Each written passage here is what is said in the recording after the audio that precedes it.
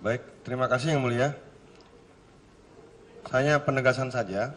Tadi saksi menjelaskan di awal bahwa keterangan saksi ini kan tidak ada hubungan dengan saya selaku terdakwa.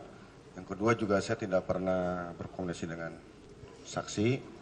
Dan saya juga penegasannya lagi saya tidak pernah hadir di tanggal 13 Juli di kantornya Pak FS. Demikian, terima kasih.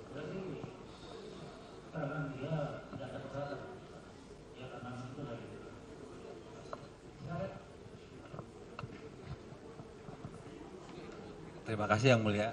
Saya juga sama hanya menegaskan bahwa dengan Pak Baikuni saya tidak ada komunikasi sama sekali Yang Mulia.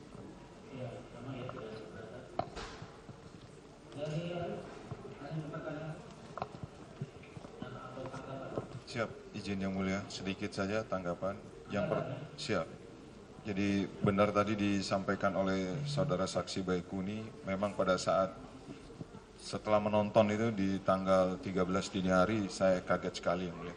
Kaget bahkan sampai dengan takut sehingga harus segera melaporkan kepada pimpinan saya waktu itu.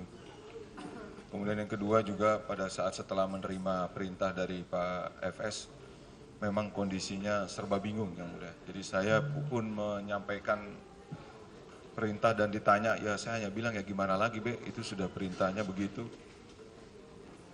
Kemudian yang ketiga Yang Mulia, tadi Yang Mulia tanyakan kepada Baikuni, kami bertiga itu sebenarnya pertama kali menyampaikan kepada pemeriksa di Waprov, mungkin saudara Baikuni lupa, tentang adanya rekaman itu semuanya dari kami Yang Mulia.